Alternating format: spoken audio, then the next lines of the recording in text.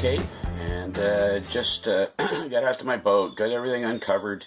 It's always a delight. It's been a month or more since we've been down here, and had a lot of water sitting in the tarp, and you know, it kind of seeps through a little bit, and anyway, you always got a lot of cleanup. So anyway, a little early morning project. I was out here by a little after 6, but anyway, what are we doing here?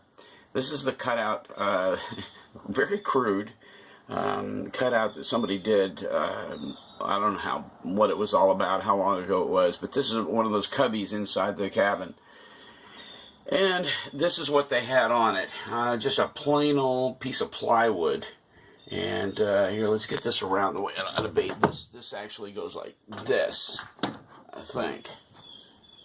No, I was right. I was right the other way. Okay, it goes like this. This is just a plain old piece of plywood they had fitted to right here, and it dressed it up a little bit. But I mean, it's just plywood. And the other thing that was involved here is that they had the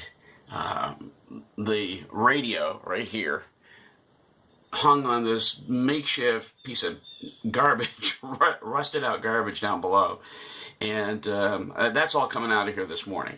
Okay, it was hanging there like that. The wires come in. Here's your electrical right here. Over here, well, you can see it. There's your coax right there coming down from up above. Okay, but here's the deal. And they had a little hanger. You can't see the screw holes there, but you know, so that you can hang the microphone on that. Well, that's just not nearly as nice as I wanted, so I cut me a piece of mahogany plywood. This is when I used to work at York River Yacht Haven, the boat yard down there. I got some cast-offs, some, you know, pieces of mahogany that were thrown out. You know, let me get rid of this, get this out of the way because it's going. I mean, the only thing that's good for it at this point is a template. Anyway, so this is new mahogany that'll all be finished out.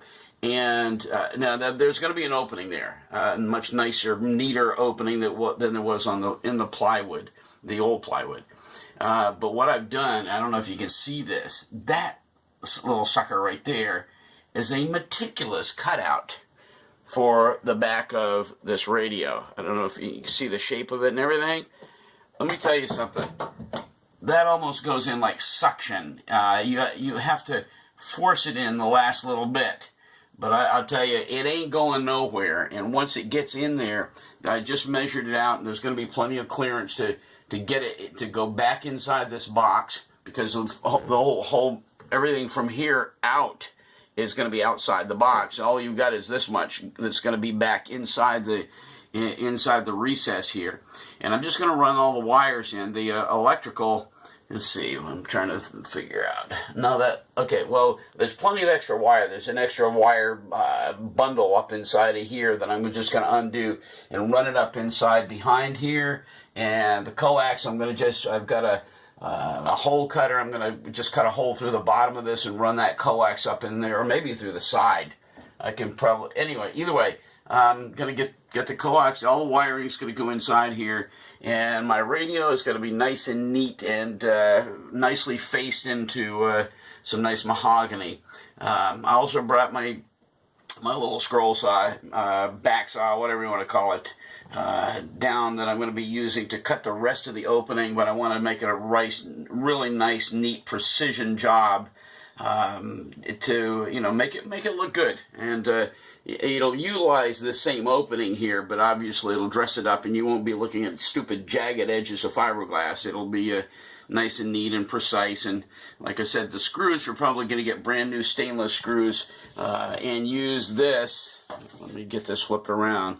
Use this as the pattern. The screw holes are already done. Now, this thing is just perfection, cut out the same size, shape, and everything as this. And I'll just use this as a template, lay it right over the top of it, mark my screw holes, and just drill brand new holes. And anyway, it should all go together. But right now, I'm going to get after this. It's an early morning project, and I'll get this little part of this anyway done before I go in and have some breakfast. Good to be back on the Cape. Good to be back aboard, little girl.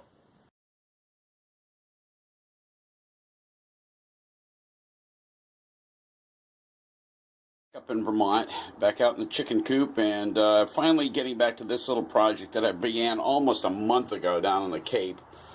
This is the original piece of plywood trim for the inside of the boat, and by this time you've seen it in the original video, so I don't need to explain much. But anyway, here's the mahogany.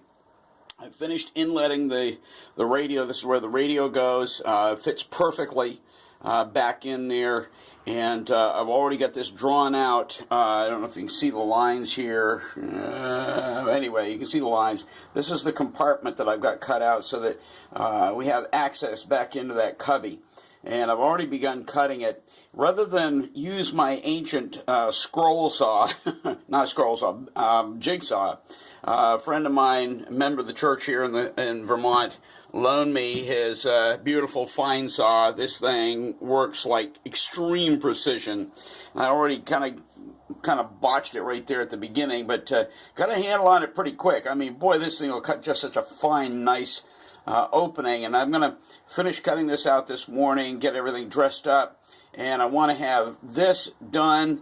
And I'm gonna probably start with just 4 holes, these 2 top and bottom, and these 2 down on this end, and use this as the template for this. I mean, the size and shape of this is exact to the original piece of plywood, and that way I've got 4 screws that'll go right in. We'll see how it mounts onto the fiberglass cubby when we get back down on the Cape. But anyway, for the morning, I borrowed the fine saw. I'm going to get this thing cut out, dressed up, and then I got a lot of good captain's varnish to go on this and get it really, really nice and dressed out for the inside of the boat by the time I get back down, or before I get back down to the Cape. So we'll let this go. I'll be back in a minute with a little bit more as we finish up after the hole is cut and everything is dressed out, and may even get a coat of varnish on this before I do the rest of this video. Second coat of varnish on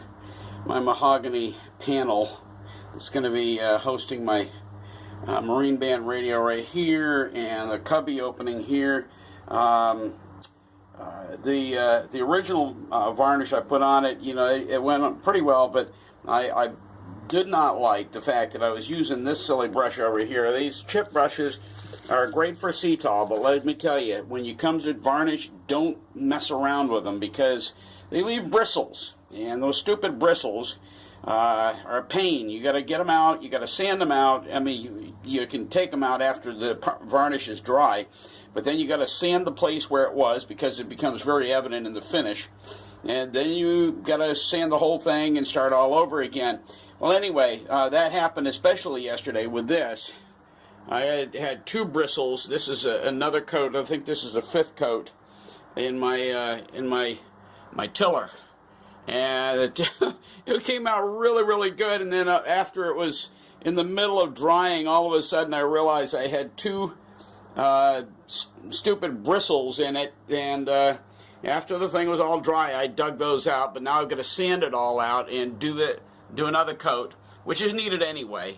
When you're putting this out on a boat that's going to have to withstand the weather and everything, you need many, many coats of good varnish on it. This is Captain's varnish, spar varnish, and anyway, but doing it all at once, get the tiller done and get this varnishing done all at once. There's no sense in doing different items at different times. And so anyway, so last night I went over to good old Walmart and bought a whole bunch of foam brushes for 57 cents a piece, and I'm using that, and boy, the varnish just goes on so much smoother, so much nicer than it does with a bristle brush, and I won't have to worry about individual little bristles getting into the varnish. This came out really nice this morning. I'm looking forward to finishing this out with nothing but foam brushes. I bought a half dozen of these. It's worth it. That way, any time a varnish job comes up, just use your foam brush. Whole lot better. So we'll take some more pictures and finish this out later. Number 1 project for the day. I'm back on Cape Cod. Yeah, finally. And I contacted the Ritchie people to fix my Ritchie Navigator compass that is flush mount right here. And what's going to happen here is that they need this ring, this mounting ring, to be able to finish out the project. I'm going to ship it to them. They're over near Lake Winnipesaukee. Anyway, when they put this thing in years and years, within the last 47 years, somebody used loads and loads of silicone caulking underneath here. The side of the Ritchie is loaded with silicone caulk. This is a little nut I took off just now. Thankfully, with the way that this works, there are only 3 mounting screws that there's one, there's another one over here. The rest of these are what mount into the actual base of the compass. So anyway, this is my little project. This has got to come out because I can't ship this to Ritchie until I get this mounting ring off the boat and put it with the rest of the compass to ship it off to them. That's number one. Then number two, brand new radio panel that is all ready to go in, all varnished up, looking great. This is all mahogany, and I just finished it last night. And well, actually before I came down here. And on the way down here, we managed to stop at the Plymouth West Marine store, and I picked up this little jewel. This is the microphone clip, and I thought it'd be wise to put a plastic one on, or hard plastic, whatever it is, instead of the metal one that came with it, which was all rusted up. So I think we're going to put it right there and have the microphone just come up, loop underneath, and mount right up next to be perfectly balanced right in here. Anyway, that's all going on this morning. All the wiring's got to be done, and that'll all be done before noon maybe. Then about 3 o'clock this afternoon, my brother's coming to pick me up. We're going to go for a little sail on Slipaway. So anyway, that's the projects for the day, and sometime this afternoon, maybe when my brother gets here, we're going to take my mast right here on the ground, that's been on the ground resting on fenders for ever since I got the boat like 8 months ago. I made brand new sawhorses for it, and that's going to get put up on sawhorses and get off the ground finally after all these months, and look forward to getting that done as well. So a lot of work to do today, and look forward to a little sail this afternoon and then right back to work. So glad to be back on the Cape. Glad to be back aboard Little Girl. A couple of hours of work. Installation all done. This is a brand new mahogany panel. The radio I fit into this panel with such precision, and I don't mean to be boasting, but I am. It's let's put it this way. It's like suction. I mean, it is perfectly fit into this panel. It ain't going nowhere. And but this is all nicely varnished mahogany, and installation's all done, wiring is all done, coax is in, and kind of the good news. Knots with gusts up to 20 knots. Seas 2 to 4 feet. There you go. Showers likely with a chance of thunderstorms. Everything's working.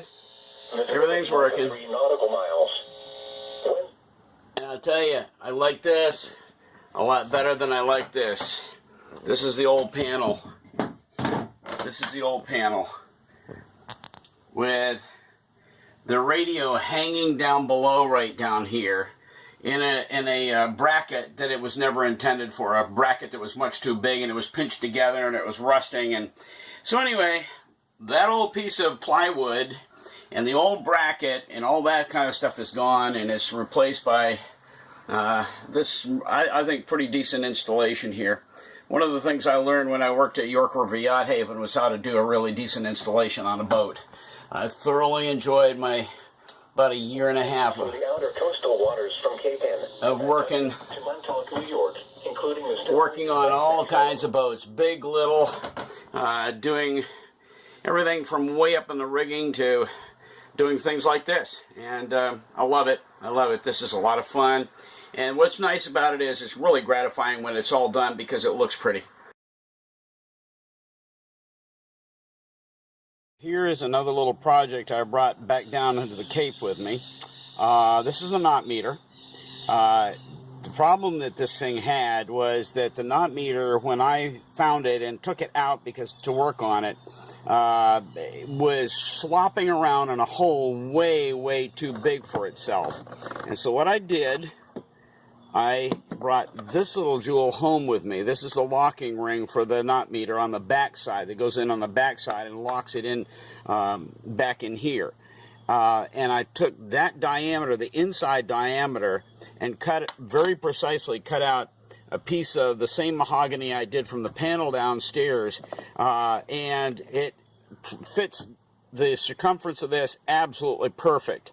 And then what I did was take it and drill a hole through from the back side, put in a knot. I'm not going to show it here. Well, you can see it right.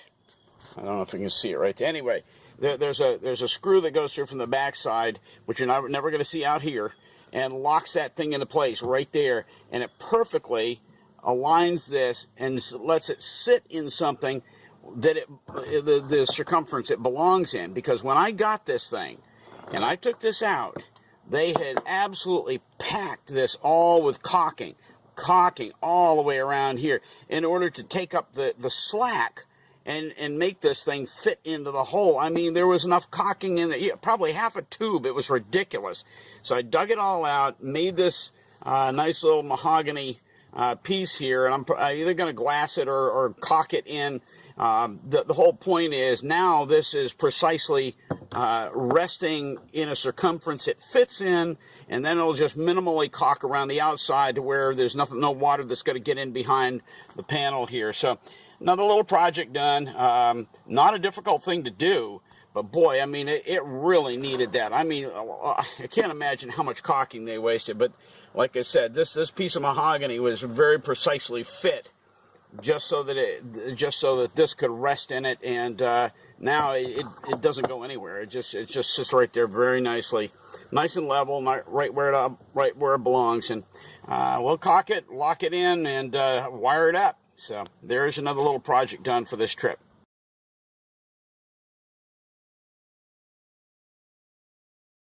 So here we are with a mast. This is one of the other items on the trip that I was determined to get done. When I was up in Vermont, I built these Sawhorses. They are really cheap. I'm sorry. I don't think I'd ever recommend people buy these brackets, but, you know, somebody's going to shoot me for saying this. Anyway, but I built these Sawhorses with these cheapo brackets from Home Depot. And I got two of them, one there, and one Sawhorse up there and one down here. Just so I could get my mast up off the ground. This poor mast, as I mentioned earlier, has been down on the ground along these trees ever since I got the boat for the past 8 months, and it was time to get the thing up and off the ground so I could evaluate what's going on with it. And I've looked everything over, and there's going to be some work to be done. I think the halyards are going to have to be replaced and everything, but at least it's up off the ground now. I had a lot of work over here this morning because there's a tremendous amount of old dead branches and stuff I had to completely clear out of here in order to be able to get everything back up in there and set up a Sawhorse. And then my sweet wife came out here this morning and she hefted the bottom end of the mast, and I hefted the top end of the mast, tripped over myself going back in here. But anyway, it's up. This is balancing it. I said, well, maybe it'll balance right where it is. No. As soon as I took this block of styrofoam out, which is what they used to balance the mast on when I got the boat, it was delivered with that underneath the back of the mast. Anyway, when I took that out, the whole thing tipped on me, and let's see, that'll be starboard spreader, went right down into the brush. So anyway, it's there, it's staying there, and at least this is all completely up, balanced, off the ground, and now I can work on it. One of the things I'm going to do shortly here, and I really don't want to do this, is I've got some wire, and I'm going to come bring my battery down here. Actually, I may be able to do a jumper from up in the cabin and tie into this wiring here, which is really shot, and test out the spreader lights and the masthead light and see if we got anything, see if they're working. It's kind of an interest. I don't know. I'm going to have to. It's one of those wonderful puzzles you get when you get a used boat, an old boat. And I'll let you know how they come out.